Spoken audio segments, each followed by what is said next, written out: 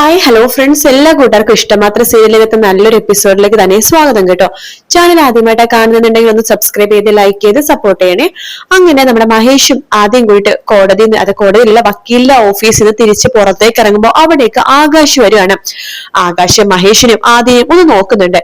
എന്നിട്ട് മഹേഷിന്റെ അടുത്തൊന്ന് പറയുന്നുണ്ട്, എടാ കോടതി ഇവനെ ഉണ്ടല്ലോ രചനയൊക്കെ വിട്ടുകൊടുത്തതാണ്. ഇപ്പോഴും കോടതി രചനയുടെ കയ്യിലാണ് ഇവന്റെ കസ്റ്റഡി. പിന്നെ എന്തിനാടാ ഇവനെ കൂട്ടിക്കൊണ്ട് നീ ഇങ്ങോട്ടേക്ക് വന്നത്? നിന്റെ വക്കീലിനെ കാണാൻ വേണ്ടി, ഇവനെ ക്ലാസ് എടുത്തു കൊടുക്കാൻ വേണ്ടി. ഇത് നല്ലതാന്ന് മഹേഷിന് തോന്നുന്നുണ്ടോ എന്ന് ചോദിക്കുമ്പോ, എടാ ഞാൻ എന്റെ മോനെ കൂട്ടിക്കൊണ്ടുവന്നില്ലേ, ആർക്കും ഒരു പരാതിയും വേണ്ട. ഇത് എന്റെ മോനാ, ഞാൻ ഇഷ്ടമുള്ളടുത്ത് ഇവനെ കൂട്ടിക്കൊണ്ടു പോകും. പക്ഷേ കോടതി വിധി പറഞ്ഞ മുമ്പേ ഇവനെ കൊണ്ടുപോവുക, എന്നിട്ട് ഇവന്റെ മനസ്സ് മാറ്റുക, അതൊക്കെ മോശമല്ല മഹേഷേ എന്ന് പറയാണ്. ഞാനേ ഇവനെ കൂട്ടിക്കൊണ്ടു പോകാൻ വേണ്ടാ വന്നത്, രചനയാ എന്നെ പറഞ്ഞയച്ചത്. എടാ നീ വണ്ടി കയറ് എന്ന് ആകാശ് പറയുമ്പോ, ഇല്ല ഞാൻ എന്റെ ഡാഡിയുടെ കൂടെ വന്നോളാം എന്ന് ആദ്യം പറയാണ്. അതേ മഹേഷ് പറയുന്നുണ്ട്, മോന്റെ മമ്മി പറഞ്ഞിട്ട് വന്ന ആളല്ലേ, മോൻ വണ്ടിയിലേക്ക് കേറിക്കോ, മോൻ വണ്ടിയിലേക്ക് കയറ്, ഞാൻ പറഞ്ഞില്ലേ എന്ന് ആകാശ് പറയണേ. ശരി ഡാഡി എന്ന് പറഞ്ഞിട്ട് ആകാശിന്റെ വണ്ടിയിലേക്ക് കയറാൻ പോവാണ്. ആദ്യം ആകാശ് പറയുന്നത്, മഹേഷ് എനിക്ക് നിന്നോട് ഒരു കാര്യം പറയാനുണ്ട്. എന്താടാ? അതെ, നമ്മൾ തമ്മിൽ പല പ്രശ്നങ്ങളും ഉണ്ട്. അതായത് നീ ഒന്നില്ലെങ്കിൽ ഇല്ലാതാവണം, അല്ലെങ്കിൽ ഞാൻ ഇല്ലാതാവണം, അപ്പോഴേ നമ്മൾ തമ്മിലുള്ള വാശിയും പ്രതികാരവും തീരുള്ളൂ. എടാ നീ എന്തിനു കാര്യം പറയണ്ടെങ്കിൽ ഡയറക്റ്റ് പറ, ഇങ്ങനെ വളഞ്ഞു പറയേണ്ട കാര്യമില്ല, എനിക്ക് വേറെ പണിയുണ്ട് എന്ന് പറയാണ്. വേറൊന്നല്ല, ആദ്യം ഇപ്പൊ നിന്റെ കൂടെ നിൽക്കാനുള്ള കാരണേ അവന്റെ ചില കാര്യങ്ങൾക്ക് രചന എതിർ പറഞ്ഞുകൊണ്ടാണ്, അല്ലാതെ വേറൊന്നുമല്ല.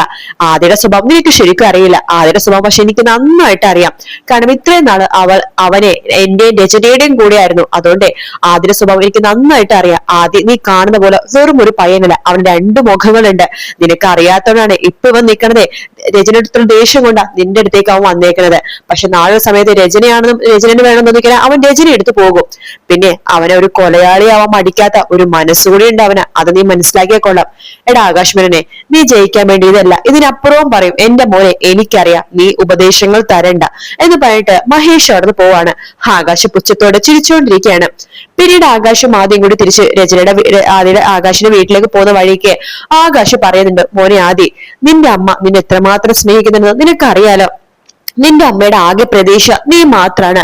നിന്റെ ഡാഡി നിന്നെ ഉപേക്ഷിച്ചപ്പോഴും നീ ഒരു ആൺകുട്ടിയല്ലേ, വളർന്നു വലുതാകുമ്പോ നിന്റെ അമ്മക്ക് താങ്ങും തണലാവുന്ന പ്രതീക്ഷയിലാണ് അവൾ ഇത്രയും നാള് നിന്നത്. നീ എന്ന് പറഞ്ഞൊരു ആള് മാത്രമേ അവളുടെ മനസ്സിലുള്ളൂ. നീ വളർന്നു വലുതായി ഒരു ജോലിയൊക്കെ സമ്പാദിച്ച് അവളെ നോക്കും എന്നൊരു വിശ്വാസമാണ് അവൾക്ക് നിന്നെ ജീവനാടാ. അവൾക്ക് അത്ര ഇഷ്ടമാണ്, അവൾക്കൊരു വിശ്വാസമുണ്ട്. നീ ഒരിക്കലും നിന്റെ ഡാഡിയുടെ കൂടെ പോവില്ല, രചനയെ ചതിക്കില്ല എന്ന്. അപ്പോഴേക്കും ആദ്യം പറയണ്ട്, അങ്ങളൊന്ന് വണ്ടി നിർത്തിക്കേ, എനിക്കിവിടെ ഇറങ്ങണം. എടാ ഞാൻ പറയണത് നിനക്ക് ഇഷ്ടപ്പെടുന്നത് എനിക്കറിയാം, പക്ഷെ എനിക്ക് ഒരു കാര്യം നിന്നോട് പറയാനുണ്ട്. നീ ഇടക്കിടക്ക് മഹേഷിന്റെ വീട്ടിൽ പോകുമ്പോ അവരെല്ലാരും അയ്യോ പുന്നാരെ ചക്കരി എന്നൊക്കെ പറഞ്ഞിട്ട് നിന്നെ സ്വീകരിക്കുന്നുണ്ടാകും. അത് നീ വല്ലപ്പോഴും പോകുമ്പോ മാത്രമാണ്. പക്ഷെ നീ ദിവസവും പോയി നോക്ക്, അവരുടെ തനി സ്വഭാവം മാറും. അവർക്ക് ആ ചിപ്പിനോട് മാത്രമേ സ്നേഹവും കരുതലൊക്കെ ഉള്ളൂ.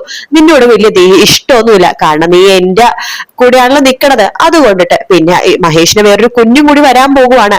അതുകൊണ്ട് നിന്നോട് വലിയ കരുതലൊന്നും അവർക്ക് ഉണ്ടാവില്ല എന്ന് പറയുമ്പോഴേക്കും, അതെ ആകാശങ്ങളിലുള്ള കുശുമ്പാണല്ലേ, നല്ല അസൂയുണ്ടല്ലോ എന്റെ ഡാഡി എടുത്ത്. എന്റെ ഡാഡിയെ ഹീറോ ആണ്, ഹീറോ. ശരി, നിന്റെ ഡാഡി ഹീറോ ആയിക്കോട്ടെ, ഞാൻ വില്ലൻ ആയിക്കോളാം. അല്ലെങ്കിൽ എനിക്ക് ഹീറോ ആവണമെന്നോ ആഗ്രഹമൊന്നുമില്ല, എനിക്ക് ഹീറോ വേഷം ചേരത്തുമില്ല.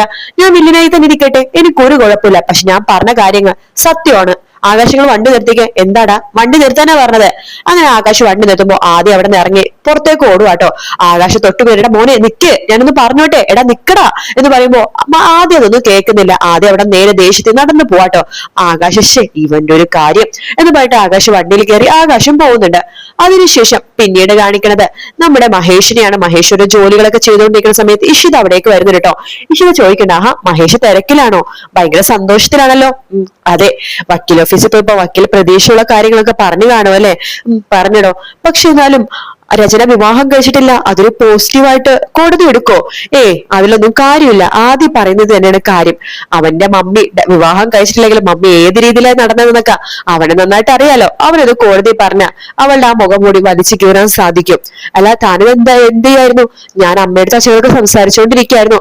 എന്താ സംസാരിച്ചതേ? ആദ്യയുടെ വിഷയമൊന്നും സംസാരിക്കല്ലേ, മഞ്ജുമച്ച് കേട്ടാലേ രചനയുടെ ചെവിയിലെത്തിക്കും. അവനിവിടെ വന്നു കഴിഞ്ഞുള്ള കാര്യങ്ങളാണ് ഞങ്ങൾ സംസാരിച്ചത്. പിന്നെ മഞ്ജുമച്ച് പഴയ പോയതും ചെവി കോർപ്പിച്ച് വരാറില്ല മഹേഷ്. ആകെ ഒരു മാറ്റമുണ്ട്. ഇപ്പൊ ഉടുത്തൊരുങ്ങിയിട്ടൊക്കെയാ നടക്കുന്നത്. എന്തോ ഒരു ചുറ്റികളി ഉണ്ടോന്ന് സംശയമുണ്ട് എന്ന് ഇഷിത പറയുമ്പോ മഹേഷ് പറയുന്നുണ്ട്. ആർക്ക്? മഞ്ജു പിടിച്ചിക്കോ? ഈ വീട്ടിന് പുറത്തിറങ്ങാത്ത ആൾക്ക് എന്ത് ചുറ്റിക്കളി? ആ ഉടുത്തൊരുങ്ങി നടക്കണതേ ചിലപ്പോ ആ കൈലാസ് വീണ്ടും വരുന്നുണ്ടാകും, അതുകൊണ്ടായിരിക്കും. നിങ്ങൾ കറക്റ്റ് സമയത്ത് കിടന്നുറങ്ങണം. ഡോക്ടർ ഇഷിതക്ക് ഇതൊന്നും അറിയില്ലേ? അതെ, എനിക്ക് ഉറക്കം വരുന്നില്ല. അതെന്താ? എനിക്ക് ഒരു ആഗ്രഹം. ഈശ്വര, ചതിച്ചു. എടോ, തട്ടുകടയിൽ ഇപ്പൊ ഇല്ലടോ. തട്ടുകടയൊക്കെ അടച്ചുപൂട്ടി. എന്തോ വലിയ പ്രശ്നമാണെന്ന്. അതെ, എനിക്ക് തട്ടുകടയിൽ പോണെന്ന് ഞാൻ മഹേഷിനോട് പറഞ്ഞില്ലല്ലോ എന്ന് പറയാണ്. പിന്നെ തനിക്ക് എന്താ ആഗ്രഹം? അതെ, എനിക്കിപ്പോൾ പായസം കുടിക്കണം. പായസോ? ഈ സമയത്തോ? എടോ, താൻ എന്താടോ ഇങ്ങനെയൊക്കെ പറയണത്? മഹേഷ്, എന്താ മഹേഷ്, എനിക്ക് പായസം കുടിക്കണമെന്ന് പറഞ്ഞില്ലേ? എന്റെ ആഗ്രഹം ഒന്ന് സാധിച്ചു താ മഹേഷ്, എനിക്ക് പായസം കുടിക്കണം എന്ന് പറയാണ്. അതിനോട് ഈ സമയത്ത് ഏത് കടയില ഏത് കടയില പായസം ഉണ്ടാവാ? അതിനെ പായസം മേടിക്കാൻ കടയിൽ പോകണമെന്നില്ലല്ലോ, ഇവിടെ വെക്കാലോ. ഇവിടെയോ? എടോ, അമ്മ കിടന്ന് ഉറങ്ങിക്കാണോ? അമ്മ എഴുന്നേക്കണമെന്നുണ്ടെങ്കിലേ ആന കുത്തിയാ പോലും എഴുന്നേക്കില്ല. അതെ, അമ്മ എഴുന്നേക്കണ്ട, മഹേഷിന് വെക്കാലോ. ഞാനോ? എനിക്ക് പായസം വെക്കാൻ അറിയില്ല. അത് സിമ്പിൾ അല്ലേ? ഓടോ, താൻ ഈ സമയത്ത് എന്നെ സ്വസ്ഥത തരില്ലല്ലോ. അല്ലെങ്കിൽ വേണ്ട, മഹേഷ് കിടന്നോ, ഞാൻ കിടന്നോളാം. അത് താൻ ഉറങ്ങുന്നില്ലേ? ഞാൻ വേണമെങ്കിൽ ഉറങ്ങിക്കോളാം. ഭാര്യയുടെ ആഗ്രഹം സാധിച്ചാൽ ഭർത്താവെന്ന് പറയാനല്ലേ ഞാൻ പായസം വെച്ചോളാം. ഇയാളുടെ ഒരു കാര്യം എന്ന് പറഞ്ഞിട്ട് വേഗം തന്നെ മഹേഷ് അടുക്കളയിലേക്ക് പോവാണ്. ശേഷം സേമിയ എടുക്കുന്നുണ്ട്. ഇത് എങ്ങനെയാണാവോ വെക്കേണ്ടത്? ആദ്യം പാല് തിളപ്പിച്ച് സേമിയ ഇടണോ, സേമിയ തിളപ്പിച്ച് മാറ്റി പാല് തിളപ്പിക്കണോ എന്നിങ്ങനെ ആലോചിച്ചുകൊണ്ടിരിക്കുന്ന സമയത്ത് പെട്ടെന്നാണ് പുറത്തൊരു ഒച്ച കേൾക്കുന്നത് കേട്ടോ. പോവോ ഇവിടുന്ന്, അതൊക്കെ എനിക്ക് അറിയില്ലേ എന്നൊക്കെ പറഞ്ഞ കിന്നാരം പറഞ്ഞ ഒച്ച കേൾക്കാണ്. അത് മഞ്ജുച്ചിയുടെ സൗണ്ട് ആണല്ലോ എന്ന് പറഞ്ഞിട്ട് മഹേഷ് പുറത്തിറങ്ങി നോക്കുമ്പോഴേക്കും മഞ്ജുമ ബാൽക്കണി നിന്നിട്ട് ഫോണിൽ സംസാരിക്കാട്ടോ. ആരുടെ നീ ഫോണിൽ സംസാരിക്കണത്? മഞ്ജുമ ഫോൺ പെട്ടെന്ന് കട്ട് ചെയ്യാണ്. എനിക്കെന്താ, സംസാരിച്ചൂടെ? അല്ല, ഈ സമയത്ത് പൊത്തിപ്പിടിച്ചു സംസാരം. ഞാനേ കൈലാസേട്ടനെ വിളിച്ചതാണ്. കൈലാസേട്ടനെ കുറിച്ച് ഒരു അറിവില്ലെന്നാണല്ലോ നീ പറഞ്ഞത്. അത് മുമ്പല്ലേ? ഇപ്പൊ എനിക്ക് മനസ്സിലായി എവിടെയുണ്ടെന്ന്. കണ്ടില്ലേ, ഞാൻ കൈലാസേട്ടനെ വിളിച്ചത്. നമ്പർ കാണിച്ചു കൊടുക്കാണ്. ശരി എന്ന് പറഞ്ഞിട്ട് മഹേഷ് അവിടുന്ന് പോകുവാട്ടോ.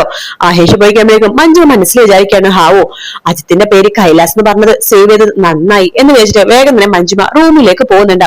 മഹേഷ് പായസം ഉണ്ടാക്കാൻ വേണ്ടിയിട്ടുള്ള ഒരുക്കത്തിലാണ്. സാധനങ്ങളൊക്കെ കൂട്ടി വെച്ചിരിക്കാട്ടോ. അവിടേക്ക് ഇഷിത വരുന്നുണ്ട്. ഹലോ, ഞാൻ സഹായിക്കാം. വേണ്ട വേണ്ട, പായസത്തിന്റെ ക്രെഡിറ്റ് അടിച്ചെടുക്കാനല്ലേ, ഞാൻ ഉണ്ടായിക്കോളാം. അതെ, എനിക്ക് പഞ്ചസാര ലായനി പാല് ചേർത്തതല്ല വേണ്ടത്, പായസമാണ്. ഞാനും കൂടി സഹായിക്കാം. എടോ, പായസം ഉണ്ടാക്കേണ്ട രീതിയൊക്കെ ഇതിൽ എഴുതിയിട്ടുണ്ട്, ഞാൻ ഉണ്ടായിക്കോളാം. ഞാൻ സഹായിക്കൊണ്ട് കുഴപ്പമൊന്നുമില്ലല്ലോ അല്ലെ? അത് വേണ്ടടോ, ഞാൻ ഉണ്ടായിക്കോളാം.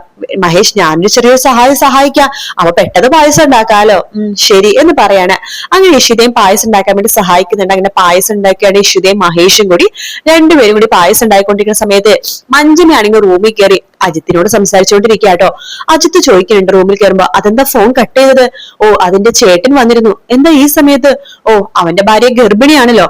ഭാര്യയൊക്കെ എന്തോ കഴിക്കണമെന്ന് ആഗ്രഹം, അടുക്കളയിൽ കയറി ഉണ്ടാക്കി കൊടുക്ക. മഞ്ജുവിന് അസൂയ ഉണ്ടല്ലേ? അസൂയ? എനിക്ക് എന്തിന്? എല്ലാവരും ഇങ്ങനെ പ്രണയിച്ച് നടക്കണ കാണുമ്പോ എനിക്ക് അസൂയൊന്നുമില്ല. പക്ഷെ പാതിരാത്രി ഇന്നലെ രാവിലെ എന്നില്ലാതെ ഇങ്ങനെയൊക്കെ കാണിക്കുമ്പോ ഒരു ദേഷ്യം വരില്ലേ? അത്രയേ ഉള്ളൂ. മഞ്ജിക്കൊന്നും തോന്നുന്നില്ലേ? എന്ത്? അല്ല, ഈ സമയത്ത് ഇഷ്ടപ്പെട്ട പുരുഷനോട് ഇങ്ങനെ സംസാരിക്കുമ്പോ വേറൊന്നും തോന്നുന്നില്ലേ എന്ന് ചോദിക്കാണ്. അങ്ങനെ ചോദിച്ചാ ഞാനിപ്പോ എന്താ പറയാ? മഞ്ജി പറ എന്നൊക്കെ പറയുമ്പോഴേക്കും മഞ്ജുമ്മ, അത് പിന്നെ വേറൊന്നുമില്ലേ, പറ എന്നൊക്കെ അജിത്ത് പറയുമ്പോ മഞ്ജുമ ഇങ്ങനെ നാണം കുടുങ്ങിക്കൊണ്ടിരിക്കുകട്ടോ. ഇഷിതയാണെങ്കിൽ മഹേഷും ഇഷിതയും കൂടി പായസം ഒരുമിച്ച് ഒരു കൈ കൊണ്ട് ഇങ്ങനെ ഇളക്കിക്കൊണ്ടേയിരിക്കുകയാണ്. അപ്പൊ ആ ഒരു ഭാഗത്തോടെയാണ് ഇന്നത്തെ എപ്പിസോഡ് തീരുന്നത് കേട്ടോ. നാളത്തെ പ്രൊമോയിൽ കാണിക്കുന്നത് നമ്മുടെ ആദി രചനയോട് ചോദിക്കേണ്ട, ഡാഡി മാത്രം ഉണ്ടായിരുന്ന എനിക്ക് എങ്ങനെയാ മമ്മി അങ്കിളും കൂടി കേറി വന്നത് എന്ന് ചോദിക്കുകയാണ്. ആ സമയത്ത് നമ്മുടെ രചന ആദ്യം മുഖത്തടിക്കാൻ വേണ്ടി പോകുന്നുണ്ട്. കാരണം ആദ്യം ഓപ്പൺ ആയിട്ട് ചോദിച്ചു, അതെന്റെ കാര്യം. അതിനുശേഷം രചന പൊട്ടിക്കരയാണ്. ആകാശ് സമാധാനിപ്പിക്കുന്നുണ്ട്. ആദ്യം അവിടെ നിന്ന് നേരെ പോകുന്നത് മഹേഷിന്റെ ഫ്ലാറ്റിലേക്കാണ്. ഇഷിത എടുത്ത് ആദ്യം പറയുന്നുണ്ട്, ആ ആകാശങ്ങൾ വിചാരിക്കുന്ന പോലെ അയാൾ കുറുക്കനാ, ഭയങ്കര കുറുക്കൻ, ബുദ്ധിശാലിയായ കുറുക്കൻ എന്നൊക്കെ ഇങ്ങനെ പറഞ്ഞുകൊണ്ടിരിക്കുന്ന ഭാഗത്തോടെയാണ് പ്രൊമോ തീരുന്നത് കേട്ടോ. വീഡിയോ ഇഷ്ടപ്പെട്ടാൽ ലൈക്ക് ചെയ്യുക, സബ്സ്ക്രൈബ് ചെയ്യുക, കമന്റ് ചെയ്യുക. മറ്റൊരു വീഡിയോ ആയിട്ട് കാണാൻ. Take care, bye bye.